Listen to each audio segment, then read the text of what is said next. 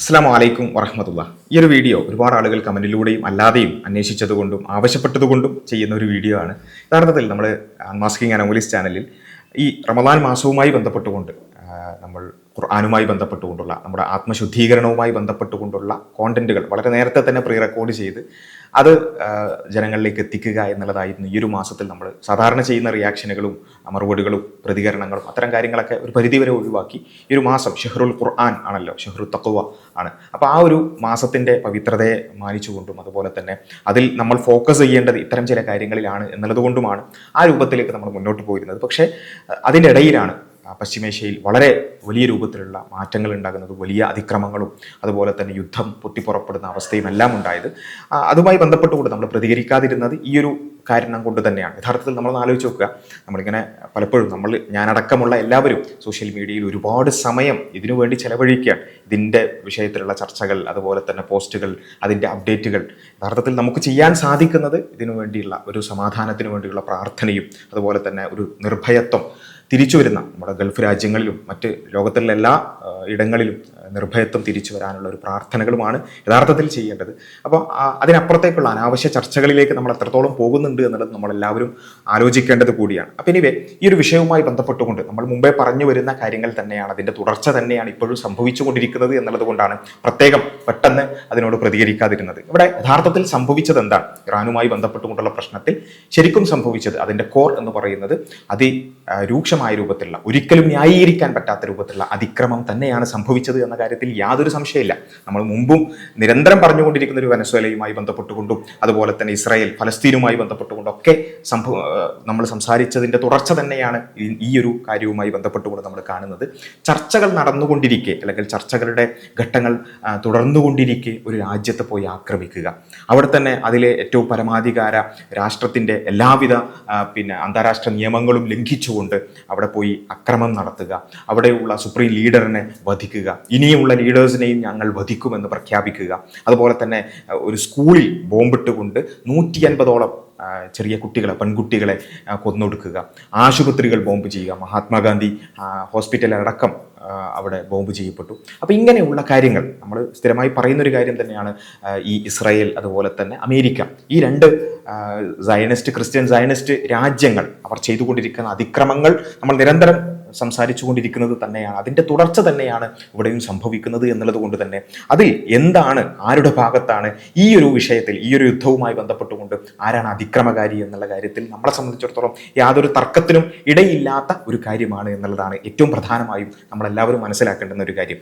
ഈ ഒരു കാര്യം, ഈ ഒരു യാഥാർത്ഥ്യം നമ്മുടെ മുമ്പിൽ കുറച്ചുകൂടി പച്ചയായി വെളിപ്പെടുന്ന അവസ്ഥകളാണ് നമ്മളിപ്പോൾ കണ്ടുകൊണ്ടിരിക്കുന്നത്. ഇറാനുമായി ബന്ധപ്പെട്ടുകൊണ്ട് കണ്ടുകൊണ്ടിരിക്കുന്നത് ലോക ഭീകരത എന്ന് പറയുമ്പോൾ നമ്മുടെ മുമ്പിലേക്ക് വരുന്നത് ഭീകര പ്രസ്ഥാനങ്ങൾ. തീർച്ചയായും ഭീകര പ്രസ്ഥാനങ്ങളെല്ലാം വലിയ അശാന്തികൾ ഉണ്ടാക്കുന്നുണ്ട്, പ്രശ്നങ്ങൾ ഉണ്ടാക്കുന്നുണ്ട് എന്നുള്ള കാര്യത്തിൽ യാതൊരു സംശയമില്ല. പക്ഷേ അടിസ്ഥാനപരമായി മിഡിൽ ഈസ്റ്റിൻ്റെ ക്യാൻസർ അത് ഇസ്രായേൽ തന്നെയാണ്. കാരണം ഇസ്രായേൽ ഒന്ന് കഴിഞ്ഞാൽ മറ്റൊന്ന് എന്ന രൂപത്തിൽ ഓരോ രാജ്യങ്ങളെയും പിന്നാലെ നടന്നുകൊണ്ട് അവിടെയൊക്കെ പ്രശ്നം ഉണ്ടാക്കുകയാണ്. ഇപ്പം നമ്മൾ ഇസ്രായേലിനെ എടുത്ത് നോക്കുക, ഇസ്രായേൽ എവിടെയൊക്കെയാണ് പ്രശ്നം ഉണ്ടാക്കിക്കൊണ്ടിരിക്കുന്നത്? ഗാസയിൽ ഇപ്പം ഈ ഇറാനുമായി ബന്ധപ്പെട്ടുകൊണ്ടുള്ള പ്രശ്നങ്ങൾ തുടർന്നുകൊണ്ടിരിക്കെ തന്നെ ഗാസയിൽ ബോംബിടുകയാണ്, അവിടെ ആളുകളെ കൊല്ലുകയാണ്. ലെബനാനിൽ അവിടെ ആളുകളെ കൊല്ലുകയാണ്. സിറിയയുമായി ബന്ധപ്പെട്ടുള്ള അധിനിവേശം തുടരുകയാണ്. അതേപോലെ തന്നെ ഇറാനുമായി ബന്ധപ്പെട്ടുള്ള പ്രശ്നങ്ങൾ ഉണ്ടാകുന്നു. ഇങ്ങനെ എല്ലാ മേഖലയിലും എല്ലാ സ്ഥലത്തും ഇവർ തന്നെയാണ് പ്രശ്നക്കാർ. അതേപോലെ തന്നെ ഈജിപ്തുമായി ബന്ധപ്പെട്ട് ഞാൻ അതിലേക്ക് വരാം. അപ്പോൾ ഇങ്ങനെയുള്ള എല്ലാ ഇടത്തും ഇവർ പ്രശ്നക്കാരാണ്. ഇതിൻ്റെ മൂല കാരണമാണ് യഥാർത്ഥത്തിൽ നമ്മൾ കൂടുതലായി ചിന്തിക്കേണ്ടത് എന്നുള്ളതാണ് ഏറ്റവും അടിസ്ഥാനപരമായി പറയാനുള്ള. രണ്ടാമത്തെ ഒരു കാര്യം, ഇത്തരം വിഷയങ്ങൾ ചർച്ച ചെയ്യുമ്പോൾ നമ്മൾ നിർബന്ധമായും വിശ്വാസികൾ എന്ന നിലക്ക് പ്രത്യേകിച്ചും നമ്മൾ മനസ്സിലാക്കേണ്ടുന്ന ഒരു കാര്യം, ഭൗമരാഷ്ട്രീയം അല്ലെങ്കിൽ ജിയോ പൊളിറ്റിക്സുമായി ബന്ധപ്പെട്ടുകൊണ്ടുള്ള കാര്യങ്ങൾ ഒരിക്കലും ബ്ലാക്ക് ആൻഡ് വൈറ്റ് ആയിരിക്കില്ല പലപ്പോഴും എന്നുള്ള ഒരു യാഥാർത്ഥ്യം നമ്മൾ മനസ്സിലാക്കേണ്ടതുണ്ട്. നമ്മളിത് പ്രത്യേകം പറയാൻ കാരണം എന്താ വെച്ചാൽ, നമ്മൾ കൂടുതലായിട്ടും ചർച്ച ചെയ്തിട്ടുള്ളത് ഫലസ്തീൻ വിഷയമാണ്. ഫലസ്തീൻ വിഷയത്തെ സംബന്ധിച്ചിടത്തോളം അവിടെ ഒരു ഗ്രേ ഏരിയ എന്ന് പറഞ്ഞൊരു സംഭവം ഇല്ല. വളരെ അൺഅപ്പോളജറ്റിക്കലി തന്നെ നമുക്ക് എല്ലാവർക്കും, നമുക്ക് എന്ന് മാത്രമല്ല, അല്ലെങ്കിൽ മുസ്ലിങ്ങളുടെ കാര്യം മാത്രമൊന്നല്ല ഞാൻ പറയുന്നത്, ഞാൻ ഇനി പറയാൻ പോകുന്ന കാര്യങ്ങൾ എന്തെങ്കിലും ഒരു മുൻധാരണയോടുകൂടി കേൾക്കുന്നവരുണ്ടെന്നുണ്ടെങ്കിൽ നിങ്ങൾ തുടർന്ന് കേൾക്കേണ്ടതില്ല എന്നുള്ളതാണ് എനിക്ക് പറയാനുള്ളത്. കാരണം എന്താ വെച്ചാൽ ഓൾറെഡി ഞാൻ എന്താണ് പറയുക, അല്ലെങ്കിൽ എൻ്റെ പൊസിഷൻ എന്തായിരിക്കും, അതിനുള്ള ചാപ്പകളും അതിൻ്റെ പേരുകളൊക്കെ നിങ്ങൾ ഓൾറെഡി സെറ്റ് ചെയ്തിട്ടുണ്ടെങ്കിൽ പിന്നെ ഞാൻ പറയുന്നത് കേൾക്കുന്നത് കൊണ്ട് കാര്യമില്ല. അതുകൊണ്ട് ഞാൻ പറയുന്നത് എന്താ വെച്ചാൽ, മനുഷ്യത്വമുള്ള മാനവികതയുമായി ബന്ധപ്പെട്ടുകൊണ്ട് എന്തെങ്കിലും ഒരു അംശം മനസ്സിലുള്ള ഏതൊരു വ്യക്തിയെ സംബന്ധിച്ചിടത്തോളം, ഫലസ്തീൻ വിഷയത്തെ സംബന്ധിച്ചിടത്തോളം രണ്ടാമതൊരു അഭിപ്രായത്തിൻ്റെയോ ഒരു ഗ്രേ ഏരിയയോ അവിടെ ഇല്ല. കാരണം എന്താ വെച്ചാൽ ഒരു ജനവിഭാഗം ജീവിക്കുന്ന ഒരു നാട്ടിലേക്ക് പോയി അവിടെ അധിനിവേശം ചെയ്യുക, അവരുടെ നാട് പിടിച്ചെടുക്കുക, ഇത് പണ്ടേ ഞങ്ങൾക്ക് വാഗ്ദാനം ചെയ്യപ്പെട്ടതാണ്, അതേപോലെ തന്നെ മതഗ്രന്ഥത്തിൽ ഞങ്ങൾക്ക് പറഞ്ഞു തന്നിട്ടുണ്ട് എന്ന ഒരു ന്യായം പറഞ്ഞുകൊണ്ട് അവിടേക്ക് അധിനിവേശം ചെയ്യുക, അവിടെ പിടിച്ചെടുക്കുക എന്ന് മാത്രമല്ല, ആ പിടിച്ചടക്കിയ പ്രദേശങ്ങളുമായിട്ട് അവിടെ അങ്ങനെ ഒരു രാജ്യമായിട്ട് ജീവിച്ചു പോവുകയാണെങ്കിൽ പിന്നെയും കുഴപ്പമില്ലായിരുന്നു.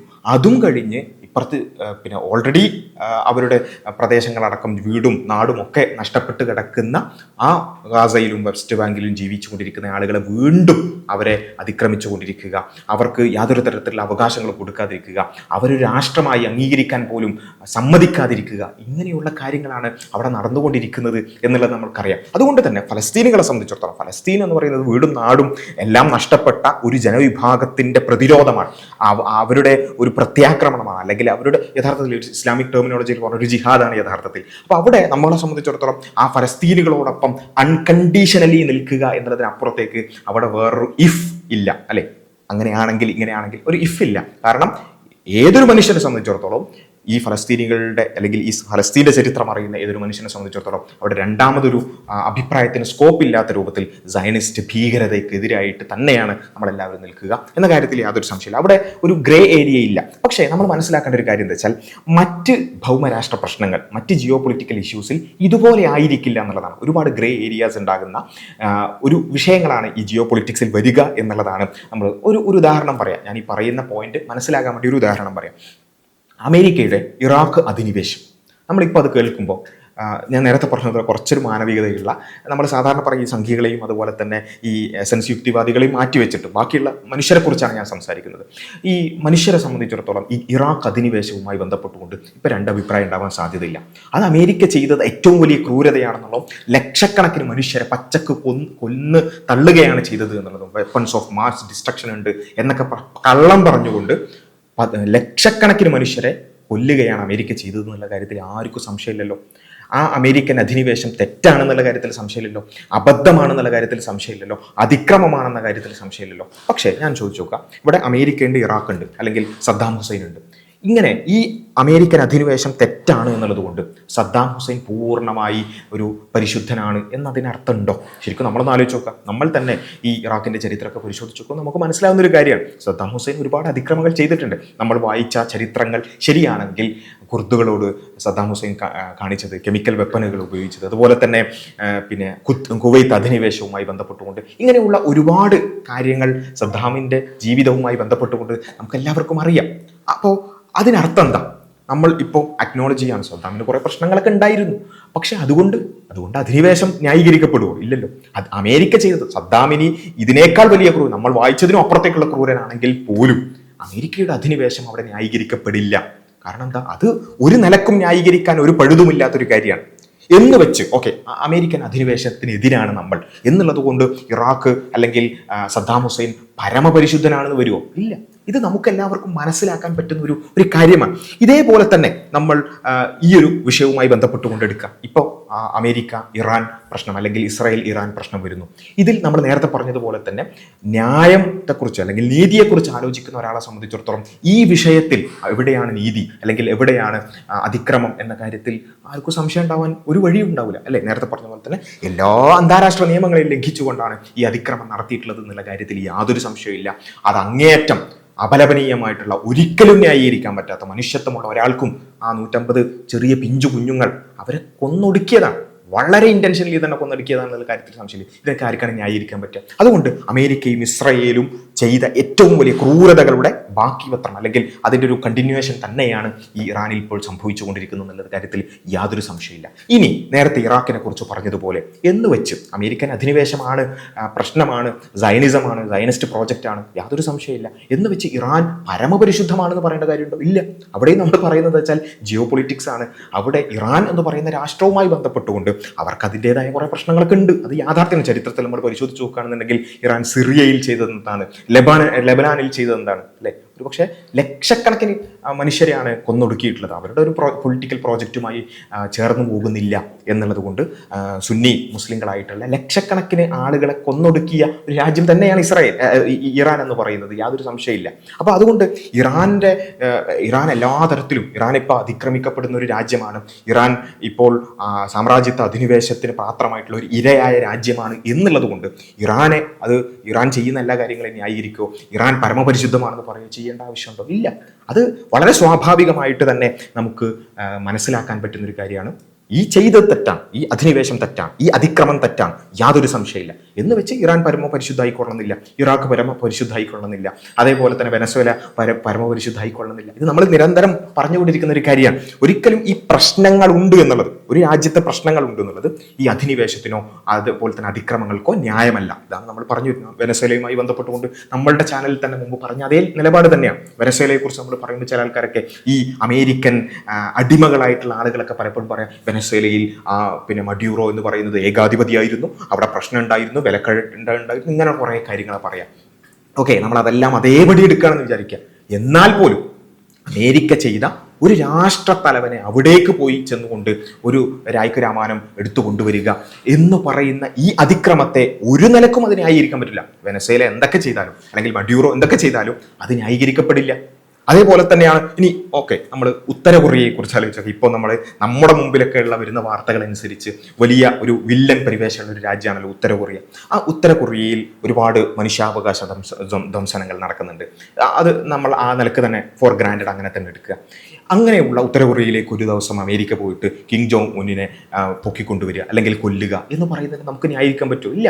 അത് ഉത്തര കൊറിയ എന്ന് പറയുന്ന രാജ്യത്തിൻ്റെ പരമാധികാരത്തിനെതിരെയുള്ള കടന്നുകയറ്റമാണ്. അതിന് നമ്മൾ എതിർക്കുമ്പോൾ ഇന്ത്യയിൽ ഇപ്പം ഭരിച്ചുകൊണ്ടിരിക്കുന്ന നരേന്ദ്രമോദി എന്ന് പറയുന്ന ഫാസിസ്റ്റ് സർക്കാർ അല്ലെങ്കിൽ ഫാസിസ്റ്റ് പാർട്ടിയുടെ നേതാവായിട്ടുള്ള ഒരു BJP-കാരനായ ഒരു വ്യക്തി, നരേന്ദ്രമോദിയോട് നമുക്ക് അങ്ങേയറ്റത്തെ വിയോജിപ്പുണ്ട്.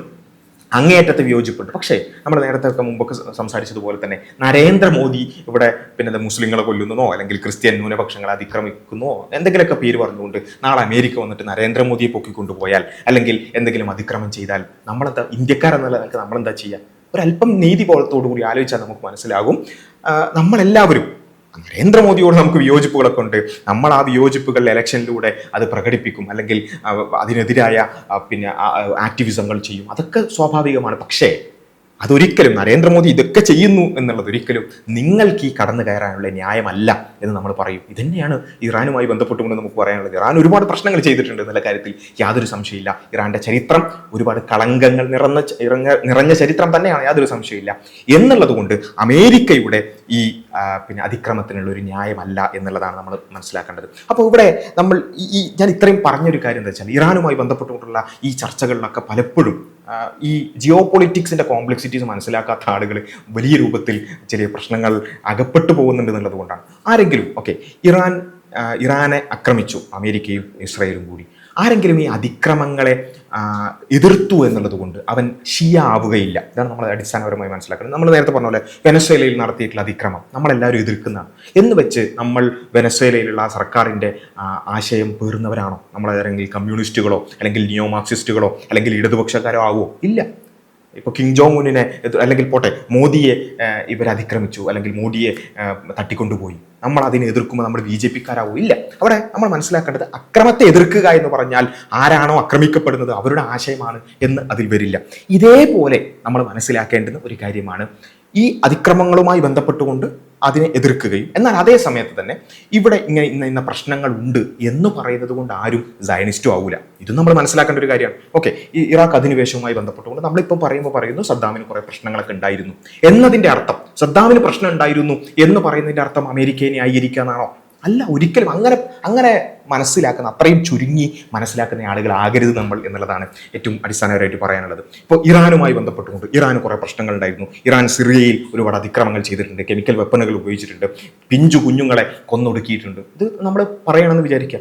പറയുകയാണെങ്കിൽ ആ പറഞ്ഞു എന്നുള്ളത് ഇറാൻ ഇന്ന പ്രശ്നങ്ങളൊക്കെ ഉണ്ട്, അതൊരു യാഥാർത്ഥ്യമാണ് ഇറാൻ എന്ന് ആരെങ്കിലും പറയുന്നു എന്നുള്ളത് കൊണ്ട് അവൻ സയനിസ്റ്റ് ആവൂല. ഇവിടെയാണ് നമ്മൾ ഈ geopolitics black and white അല്ല ഞാൻ വീണ്ടും പറയാൻ കാരണം അതാണ്. ഈ വളരെ ബ്ലാക്ക് ആൻഡ് വൈറ്റ് ആയിട്ടല്ല നമ്മൾ മനസ്സിലാക്കേണ്ടത്. ആരെങ്കിലും അധിനിവേശത്തെ എതിർത്താൽ അവൻ ഷിയ, അല്ലെങ്കിൽ ആരെങ്കിലും ഇറാന്റെ പ്രശ്നങ്ങൾ പറഞ്ഞാൽ അപ്പം തന്നെ അവൻ സയനിസ്റ്റ്, ഇങ്ങനെ ആവൂല. ഇപ്പോൾ അതേപോലെ തന്നെയാണ് ഇപ്പം മതപരമായ ടെർമിനോളജികളുമായി ബന്ധം ഷഹീദ് എന്ന് പ്രയോഗിക്കാൻ പറ്റോ ഇല്ലേ, ഒരു ചർച്ചയാണ്. അതിൽ ഷഹീദ് എന്ന് പ്രയോഗിക്കാൻ മതപരമായി പാടില്ല എന്നൊരു അഭിപ്രായം, പ്രബലമായ ഒരു അഭിപ്രായമാണ്. ആ അഭിപ്രായം പറയുന്നു എന്നുള്ളത് കൊണ്ട് ഒരാൾ സയനിസ്റ്റ് ആവില്ല. ഇത് മനസ്സിലാക്കാൻ, ഞാൻ പറയുന്നത് ഇത് മനസ്സിലാക്കാൻ പറ്റാത്ത ആൾക്കാർ ദയവ് ചെയ്ത് ഇത്തരം ചർച്ചകളിൽ ഏർപ്പെടരുത്. ഇതാണ് എനിക്ക് അടിസ്ഥാനപരമായി പറയാനുള്ളത്.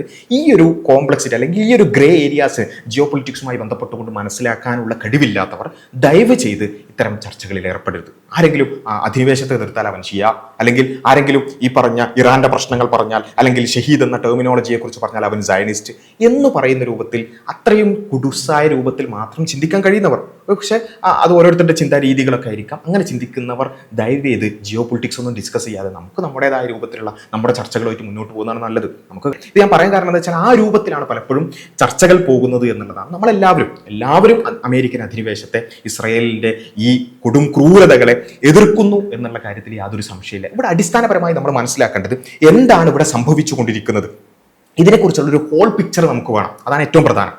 എന്താണ് ഇവിടെ സംഭവിച്ചു, മിഡിൽ ഈസ്റ്റിൽ എന്താണ് സംഭവിച്ചുകൊണ്ടിരിക്കുന്നത്. നമ്മളിങ്ങനെ കാണുമ്പോൾ അവിടെ ലബനാനിൽ അവിടെ യുദ്ധം നടക്കുന്നു, ഇവിടെ ഗാസയിൽ യുദ്ധം നടക്കുന്നു, അതേപോലെ തന്നെ ഇറാനിൽ യുദ്ധം നടക്കുന്നു, GCCയിൽ പോയി ബോംബിടുന്നു, ഇങ്ങനെയുള്ള കുറേ കാര്യം അവിടെ ഇവിടെയും കുറേ വെടിയും പോകുകയും അല്ലേ. ഇങ്ങനെ ആകരുത് നമ്മൾ മനസ്സിലാക്കേണ്ടത്. ഇങ്ങനെ ഒരു മിഡിൽ ഈസ്റ്റിലെ പ്രശ്നമുണ്ട്. ആ മിഡിൽ ഈസ്റ്റിലെ പ്രശ്നത്തിന്റെ മൂല കാരണം എന്താണ്, ഇത് നമ്മൾ അടിസ്ഥാനപരമായി മനസ്സിലാക്കണം. എങ്കിൽ മാത്രമേ നമുക്കിതിനെ ഹോളിസ്റ്റിക് ആയിട്ട് മനസ്സിലാവുള്ളൂ. ഇതാണ് ഏറ്റവും അടിസ്ഥാനം. മറ്റ് ശാഖാപരമായ ചർച്ചകൾ അത് നടന്നു പോകട്ടെ, അത് നമ്മൾ തുടരുകയും ചെയ്യാം. അതൊക്കെ വളരെ മാന്യമായ രൂപത്തിൽ തന്നെ അങ്ങോട്ടും ഇങ്ങോട്ടും ആശയപരമായ ചർച്ചകളൊക്കെ നടത്താം. അതിനപ്പുറത്തേക്ക് എന്താണ് ഹോൾ പിക്ചർ എന്ന് മറന്നുകൊണ്ടായിരിക്കരുത് നമ്മുടെ ചർച്ചകൾ. അതൊരു ഹോൾ പിക്ചർ എന്ന് പറയുന്നത് എന്താ, ഈ ഇസ്രായേൽ എന്ന് പറയുന്ന രാഷ്ട്രം അതൊരു മിഡിൽ ഈസ്റ്റിന്റെ ക്യാൻസറാണ്. അതാണ് ഏറ്റവും അടിസ്ഥാനപരമായിട്ടുള്ള ഒരു കാര്യം. കാരണം എന്താ വെച്ചാൽ അത് ഇവിടെ പ്രശ്നം ഉണ്ടാക്കാൻ വേണ്ടി തന്നെ പ്ലേസ് ചെയ്തിട്ടുള്ള ഒരു കാര്യമാണ്. മറ്റു പല സ്ഥലങ്ങളിൽ നിന്നും ആളുകൾ ഇവിടേക്ക് കൊണ്ടുവന്ന് പ്ലാൻ ചെയ്ത് എന്തിനാണെന്ന് ചോദിച്ചാൽ ഈ പ്രശ്നം മിഡിൽ ഈസ്റ്റ് നിരന്തരം അസ്ഥിരമായിരിക്കണം എന്നുള്ളത് സയനിസത്തിന്റെ ഒരു പ്രഖ്യാപിത ലക്ഷ്യമാണ്. അപ്പൊ അവരെ സംബന്ധിച്ചിടത്തോളം അവർ പറയുന്നത് ഞങ്ങളുടെ വാഗ്ദത്ത ഭൂമിയാണ്. ഓക്കെ, വാഗ്ദത്ത ഭൂമി എന്ന് പറയുന്നത് ഏതാണ് ഈ ഭൂമി? ഇപ്പൊ ഇസ്രായേൽ നിലനിൽക്കുന്ന ആ സ്ഥലമാണോ? അല്ല, അവര് തന്നെ പറയുന്നത് ബിബ്ലിക്കലി ബൈബിൾ പ്രകാരം തന്നെ ഈ മിഡിൽ ഈസ്റ്റ് മൊത്തം ഞങ്ങൾക്കുള്ളതാണെന്നാണ് അവരുടെ വാദം.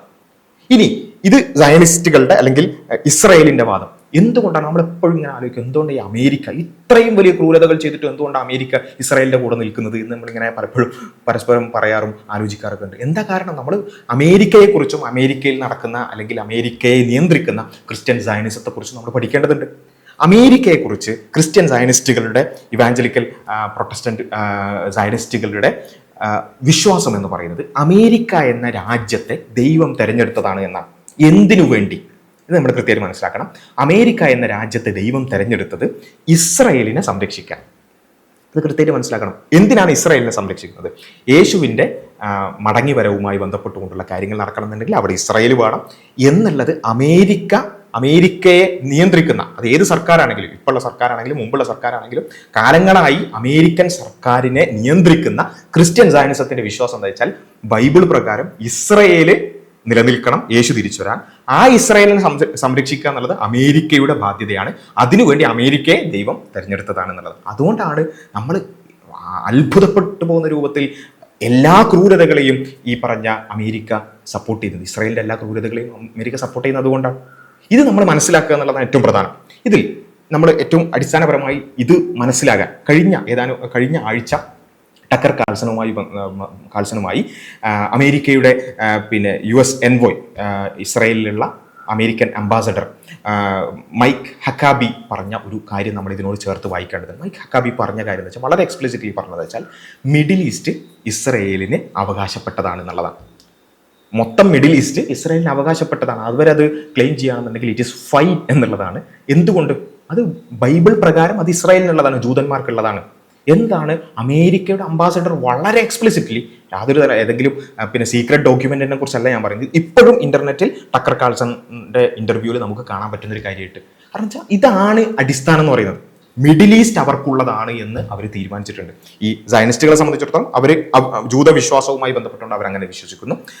മറുഭാഗത്ത് ക്രിസ്ത്യൻ സയനിസ്റ്റുകൾ ഇത് അവരുടെ ബാധ്യതയാണ്, ഇങ്ങനെ ഈ ഇസ്രായേലിനെ സംരക്ഷിക്കുക എന്നുള്ളത് ബൈബിൾ പ്രകാരം ഇസ്രായേലിന് ഇത് അവകാശപ്പെട്ടതാണ് എന്ന് അവരും വാദിക്കുന്നു. ഈ മതപരമായ ആംഗിൾ ഇവിടെ ഉണ്ട് എന്നുള്ളത് നമ്മൾ അക്നോളജ് ചെയ്യേണ്ടതുണ്ട്. അറ്റ്ലീസ്റ്റ് അത് അക്നോളജ് ചെയ്തുകൊണ്ട് വേണം നമുക്ക് മുന്നോട്ട് പോകാൻ എന്നുള്ളതാണ് അടിസ്ഥാനപരമായി നമുക്ക് മനസ്സിലാക്കാനുള്ളത്. ഇവിടെ ഈ പ്രോജക്റ്റ് നമ്മൾ മനസ്സിലാക്കിയല്ലോ. ഈ ഇസ്രായേലിനെ ഇവിടെ പ്ലേസ് ചെയ്തത് എന്തിനാണെന്നുള്ളതും അമേരിക്ക അതിനെ സപ്പോർട്ട് ചെയ്യുന്നത് എന്തിനാണെന്നുള്ളതും നമ്മൾ മനസ്സിലാക്കിയല്ലോ. എങ്കിൽ നമ്മൾ മനസ്സിലാക്കുക ഈ ഇസ്രായേൽ എങ്ങനെയാണ് മറ്റ് രാജ്യങ്ങൾ ട്രീറ്റ് ചെയ്തത്. ഇതാണ് നമ്മുടെ അടിസ്ഥാനം. ഇപ്പോൾ ഗാസയിൽ നടക്കുന്ന, വെസ്റ്റ് ബാങ്കിൽ നടക്കുന്ന നിരന്തര അധിനിവേശങ്ങളും പ്രശ്നങ്ങളും നമ്മളെല്ലാവരും വളരെ കൃത്യമായിട്ട് നോട്ട് ചെയ്യുന്നുണ്ട്. ഞാൻ ഒറ്റ കാര്യം നിങ്ങളുടെ മുമ്പിലേക്ക് കാണിക്കുകയാണ്. അതെന്ന് വെച്ചാൽ കഴിഞ്ഞ മാസം നെതന്യാഹു പറഞ്ഞൊരു കാര്യമാണ്, ഈജിപ്തിൻ്റെ ആർമി അത് കുറച്ചുകൂടി സ്ട്രോങ് ആയി വരുന്നത് നമ്മൾ നോക്കണം എന്ന് മാത്രമല്ല, നെതന്യാഹു പറഞ്ഞത് വെച്ചാൽ വല്ലാതെ സ്ട്രോങ് ആവുന്നത് നമ്മൾ തടയുകയും വേണം. എന്നാലോചിച്ച് നോക്കുക, ഈജിപ്ത് എന്ന് പറഞ്ഞ രാജ്യവും ഇസ്രായേലും തമ്മിൽ ഇപ്പം എന്തെങ്കിലും കോൺഫ്ലിക്റ്റ് ഉണ്ടോ? ഒരു കോൺഫ്ലിക്റ്റും ഇല്ല അല്ലേ. ഒരു കോൺഫ്ലിക്റ്റും ഇല്ലാതെ സമാധാനപരമായി പോകുന്ന രാജ്യങ്ങളാണ് ഇസ്രായേലും ഈജിപ്തും. എന്തിനാണ് ഇസ്രായേലിൻ്റെ പ്രധാനമന്ത്രി നെതന്യാഹു ഈജിപ്ത് വല്ലാതെ സ്ട്രോങ് ആവരുത്, അത് നമ്മൾ നോക്കണം എന്ന് പറയാൻ കാരണം എന്താ? അത് വേറൊരു രാജ്യമല്ലേ, അവരുടെ ആർമി, അവരുടെ കാര്യങ്ങൾ, അവരുടെ ആയുധങ്ങൾ, അത് അവരുടെ കാര്യം. എന്തിനാണ് ഇസ്രായേൽ എന്ന് പറയുന്ന മറ്റൊരു രാജ്യം ഇതിനെക്കുറിച്ച് വല്ലാതെ വേവലാതിപ്പെടുന്നത്? അതിനെക്കുറിച്ച് ഇയാൾക്ക് എന്തിനാണ് വയറിളക്കം? ഇവിടെയാണ് നമ്മൾ മനസ്സിലാക്കേണ്ടത്, ഇത് ഇസ്രായേലിൻ്റെ ഒരു പോളിസിയാണ്. ഈ മിഡിൽ ഈസ്റ്റിൽ ഇസ്രായേൽ അല്ലാതെ മറ്റൊരു രാജ്യവും സൈനികമായി ശക്തമായി നിലനിൽക്കാൻ പാടില്ല എന്നുള്ളത് ഇസ്രായേലിന്റെ തീരുമാനമാണ്. ഇത് നമ്മൾ ചരിത്രത്തിലേക്ക് പിന്നോട്ട് നോക്കാം, കുറച്ചുകൂടി വല്ലാതെ ചരിത്രത്തിലേക്കൊന്നും പോകേണ്ടത്. സിറിയ സ്വാതന്ത്ര്യം പ്രഖ്യാപിച്ചു, അല്ലെങ്കിൽ സിറിയയിൽ സ്വാതന്ത്ര്യം കിട്ടി. അസദിന്റെ ഇറാൻ ബാക്ക്ഡ് ആയിട്ടുള്ള അസദിന്റെ ഭീകര ഭരണകൂടത്തിൽ നിന്നും സിറിയക്കാർ സ്വതന്ത്രരായി. ഈ സ്വതന്ത്രരായി എന്ന വാർത്തയുടെ കൂടെ നമ്മൾ കേട്ട ഒരു വാർത്ത ഉണ്ടായിരുന്നു. അതെന്താ? ഇസ്രായേൽ സിറിയയിലുള്ള ആയുധപ്പുരകളിലൊക്കെ ബോംബിട്ട് തകർത്തു. ഒന്ന് രണ്ട് ദിവസം എന്ന് വെച്ചാൽ ഈ സിറിയൻ സർക്കാർ എങ്ങനെയാണ്, അവർ ഇസ്രായേലിനോട് എങ്ങനെയാണ്, അവർ യുദ്ധത്തിന് വരുമോ, അവർ സമാധാനത്തിലാണോ, ഒന്നും അറിയില്ല. ഒരു വിവരവും ഇല്ലാത്ത ഒരു പുതിയൊരു സർക്കാർ ഇങ്ങനെ ജനിച്ച വീണ കുട്ടനെ പോലെ ഒരു ദിവസം പോലും ആയിട്ടില്ല. അപ്പോഴേക്ക് ഇസ്രായേൽ എന്ത് ചെയ്യുന്നു? സിറിയയെ ആക്രമിക്കുന്നു, അല്ലെങ്കിൽ സിറിയയിൽ ബോംബിടുന്നു. എന്താ കാരണം? ഈ സിറിയൻ സർക്കാരിന് ഒരിക്കലും ഉണ്ടാവാൻ പാടില്ല, ഒരു സൈനിക ശക്തിയാവാൻ പാടില്ല, ശക്തമായൊരു ആർമി ഉണ്ടാവാൻ പാടില്ല. ഇത് നമ്മൾ ഇനി പിന്നോട്ട് പോകാം. ഇറാഖ് ആക്രമണത്തുമായി ബന്ധപ്പെട്ട എണ്ണന്റെ കാര്യങ്ങളൊക്കെ നമ്മൾ സ്ഥിരമായി പറയാറുണ്ട്. അതിനപ്പുറത്ത് ഇറാഖിനെ ആക്രമിക്കാനുള്ള ഏറ്റവും അടിസ്ഥാനപരമായ കാരണം എന്ന് പറയുന്നത് ഇറാഖ് ശക്തിയായി വരുന്നു, സദ്ദാമിന്റെ നേതൃത്വത്തിൽ ഒരു സൈനിക ശക്തിയായി ഇറാഖ് വരുന്നു എന്നുള്ളതാണ് അടിസ്ഥാന കാരണം. അത് ഇസ്രായേലിന് ഭീഷണിയാണ്. ഇസ്രായേൽ എപ്പോഴും ചിന്തിക്കുന്നത് വെച്ചാൽ ഞങ്ങൾ മാത്രമേ സൈനിക ശക്തിയായിട്ട് ഉണ്ടാവാൻ പാടുള്ളൂ, ബാക്കിയുള്ള രാജ്യങ്ങൾക്കൊന്നും സൈനിക ശക്തി ഉണ്ടാവാൻ പാടില്ല. ഈ അടിസ്ഥാനമാണ് യഥാർത്ഥത്തിൽ, ഇതിനു വേണ്ടിയിട്ടാണ് മൊത്തം മിഡിൽ ഈസ്റ്റ് കൊളാക്കിയത്. ഇത് നമ്മൾ മനസ്സിലാക്കണം. ഈ ഇറാഖ്, അതുപോലെ തന്നെ ലിബിയ, ഇങ്ങനെയുള്ള ഏതേത് രാജ്യങ്ങളുടെ പ്രശ്നങ്ങൾ ഉണ്ടായിട്ടുണ്ടോ അവിടെയൊക്കെ പ്രശ്നം ഉണ്ടായിട്ടുള്ളത് ഇവർ ശക്തരാകുന്നു എന്ന് ഇസ്രായേലിനെ ഇങ്ങനെ പേടിക്കുക. ഒന്ന് ആലോചിച്ചൊക്കെ, വേറെ രാജ്യങ്ങൾ എന്നിട്ടോ വേറെ ചില ആൾക്കാർ നമ്മളെ ഈ കമന്റ് ബോക്സിലൊക്കെ വരുന്ന ഈ കൃസംഖികളും അതുപോലെയുള്ള ആൾക്കാർ സംഖ്യകളൊക്കെ പറഞ്ഞ് ഇസ്രായേൽ ശക്തമാണ്. എന്തേ ശക്തമാകും? മറ്റാരെങ്കിലും ശക്തമാകാൻ ശ്രമിച്ചാൽ അപ്പം തന്നെ എന്ത് ചെയ്യും? അമേരിക്കയും ഇസ്രായേലും അവിടെ ഇടപെട്ട് കുഴപ്പങ്ങൾ ഉണ്ടാക്കും. ഇതാണ് അടിസ്ഥാനം. മറ്റാരെയും കുറച്ചൊരു പരിധിക്കപ്പുറത്തേക്ക് എന്തെങ്കിലും ആയുധങ്ങൾ ശേഖരിക്കാനോ അല്ലെങ്കിൽ സൈനിക ശക്തിയാവാനോ ഒന്നും സമ്മതിക്കാതിരിക്കുക. അവരെയൊക്കെ നിരന്തരം അങ്ങനെ ആരെങ്കിലും അങ്ങനെ ചെയ്യുന്നുണ്ട് എന്ന് ഒരു സസ്പിഷൻ തോന്നിയാൽ തന്നെ അപ്പം തന്നെ അവിടെ പ്രശ്നം ഉണ്ടാക്കുക എന്നുള്ളതാണ് നിരന്തരം ഇവ ചെയ്തുകൊണ്ടിരിക്കുന്നത്. ഇതിന്റെ തുടർച്ചയാണ് യഥാർത്ഥത്തിൽ ഇറാനെ സംബന്ധിച്ചിടത്തോളം. ആ ഇറാൻ നമ്മൾ സ്ഥിരമായി കേൾക്കുന്ന ഒരു കാര്യമാണ്, വർഷങ്ങളായിട്ട് ഇസ്രായേൽ പറഞ്ഞുകൊണ്ടിരിക്കുന്ന ഇതാ 1 മാസത്തിനുള്ളിൽ 2 മാസത്തിനുള്ളിൽ ഇറാനിൽ ആണവായുധം ഉണ്ടാവും ഇങ്ങനെ നിരന്തരം പറഞ്ഞുകൊണ്ടിരിക്കുക. ആയിക്കോട്ടെ, ആണവായുധം ഉണ്ടെങ്കിൽ തന്നെ എന്താ? ഇസ്രായേലിനെ ഒരു തരത്തിലുള്ള നിയമപരമായിട്ടുള്ള യാതൊരു ട്രീറ്റിയും ഒപ്പിടാതെ ഇസ്രായേൽ സ്വന്തം ആണവായുധം വെക്കുന്ന രാജ്യമാണ്. ആ രാജ്യം പോയിട്ട് പറയണം മറ്റേ ഇറാൻ ഉണ്ടാക്കാൻ സാധ്യതയുണ്ട്, അല്ലെങ്കിൽ അവർ ഭാവിയിൽ അങ്ങനെ ഉണ്ടാക്കാൻ സാധ്യതയുണ്ട് എന്ന് പറഞ്ഞിട്ട് അവരാക്രമിക്കുക. ഇവിടെയാണ് യഥാർത്ഥത്തിലുള്ള പ്രശ്നം. നമ്മൾ മനസ്സിലാക്കേണ്ടത്, ഇപ്പോൾ ഇറാനെ എന്തുകൊണ്ട് ആക്രമിച്ചു എന്ന് ചോദിച്ചാൽ, ഇറാന് കുറച്ചൊരു ശക്തിയാവുന്നു, അല്ലെങ്കിൽ ബാലിസ്റ്റിക് മിസൈൽസ് അവർക്കൊരു ശക്തിയായി വരാൻ സാധ്യതയുണ്ട് എന്നുള്ള ഒറ്റ കാരണം. അതൊരു രാജ്യത്തിന്റെ തീരുമാനമല്ലേ, അവർക്ക് എത്രത്തോളം ശക്തി വേണമെന്നുള്ളത്, അല്ലെങ്കിൽ അവരുടെ ഒരുപാട് സാങ്ഷൻസിന്റെ ഇടയിലും അവരത് ചെയ്തു എന്നുള്ളതാണ് നമ്മൾ മനസ്സിലാക്കേണ്ടത്. ഇനി ഇത് ഇവിടെ കൊണ്ട് അവസാനിക്കുമോ? നേരത്തെ പറഞ്ഞ ബിബ്ലിക്കലായി ഞങ്ങളുടെ അവകാശമാണ് എന്ന് പറഞ്ഞുകൊണ്ട് ഈ ഇറാന് ഇപ്പൊ ഈ മിഡിൽ ഈസ്റ്റിൽ പ്രശ്നങ്ങൾ ഉണ്ടാക്കുന്നു. ഇപ്പൊ ഇറാനെയാണ് ആക്രമിച്ചതെന്നുണ്ടെങ്കിൽ ഇത് ഇവിടെ കൊണ്ട് അവസാനിക്കുമോ? കാരണം ഈ മിഡിൽ ഈസ്റ്റിൽ ബൈബിളിക്കലായി ഞങ്ങളുടെ അവകാശം എന്ന് ഇവർ വിശ്വസിക്കുന്ന ഈ മിഡിൽ ഈസ്റ്റിൽ ഇനിയും രാജ്യങ്ങളുണ്ട്. ഇപ്പൊ തന്നെ ഹിറ്റ് ലിസ്റ്റുകൾ പറഞ്ഞിട്ടുണ്ട് അല്ലെ, തുർക്കി, ഖത്തർ, സൗദി അറേബ്യ, ഇങ്ങനെ ഓരോന്ന് ലിസ്റ്റ് ഇടുകയാണ്. എന്നിട്ട് പറയണ ഇവർ ശക്തരാവാൻ സാധ്യതയുണ്ട്, ഭാവിയിൽ ഇവർ സൈനിക ശക്തിയാവാൻ സാധ്യതയുണ്ട്, അതുകൊണ്ട് നമ്മൾ പ്രീഎംപ്റ്റീവായിട്ട് അവരെ ആക്രമിക്കണം എന്ന് പറഞ്ഞുകൊണ്ട്. എന്ന് വെച്ചാൽ ഞാൻ ചുരുക്കി പറയുകയാണെന്നുണ്ടെങ്കിൽ, മിഡിൽ ഈസ്റ്റിൽ നിരന്തര അശാന്തി ഉണ്ടാക്കുക എന്നുള്ള ഒരു ലക്ഷ്യത്തോടു കൂടി പ്രവർത്തിക്കുന്ന സയനിസ്റ്റ് പ്ലസ് ക്രിസ്ത്യൻ സയനിസ്റ്റ് പ്രോജക്റ്റാണ് ഇവിടെ സംഭവിച്ചുകൊണ്ടിരിക്കുന്നത്. അതിൻ്റെ ഒരു ഏട് മാത്രമാണ് ഇപ്പം നമ്മൾ കൊണ്ടുകൊണ്ടിരിക്കുന്ന ഇറാനുമായി ബന്ധപ്പെട്ടുള്ള പ്രശ്നങ്ങൾ. അത് ഇവിടെ അവസാനിക്കൂല, അത് നിരന്തരം തുടർന്നുകൊണ്ടേയിരിക്കും. ഈ ഒരു ഹോളിസ്റ്റിക് പിക്ചർ ഇല്ലാതെ, ഈ ഒരു കാര്യം മനസ്സിലാക്കാതെ നമ്മൾ എന്ത് ചെയ്യരുത്, മിഡിൽ ഈസ്റ്റിലുള്ള വെടിയും പുകയും കണ്ട് അഭിപ്രായങ്ങൾ പറയാൻ നിൽക്കരുത് എന്നുള്ളതാണ് ഏറ്റവും അടിസ്ഥാനപരമായി പറയാനുള്ളത്. അതുമായി ബന്ധപ്പെട്ടുകൊണ്ടുള്ള തുടർ ചർച്ചകൾ അല്ലെങ്കിൽ തുടർ പഠനങ്ങൾ ഒക്കെ നമ്മൾ നടത്തേണ്ടതുണ്ട്. എന്താണ് സംഭവിച്ചുകൊണ്ടിരിക്കുന്നുള്ളതും ആരാണ് അശാന്തിയുടെ വിത്തുകൾ വിതച്ചുകൊണ്ടിരിക്കുന്നത് എന്നുള്ളതും വളരെ ഗൗരവത്തോടു കൂടി ആലോചിക്കുവാനും ചിന്തിക്കുവാനും നമ്മളെല്ലാവരും സമയം കണ്ടെത്തേണ്ടതുണ്ട്. ഈ ഒരു സമയം നമ്മൾ നേരത്തെ പറഞ്ഞതുപോലെ അനാവശ്യമായ ചർച്ചകളിൽ സമയം കളയാതിരിക്കാൻ പ്രത്യേകം ശ്രദ്ധിക്കുക എന്നുള്ളത് കൂടിയാണ് സൂചിപ്പിക്കാനുള്ളത്. അസ്സലാമു അലൈക്കും വറഹ്മത്തുള്ളാഹി.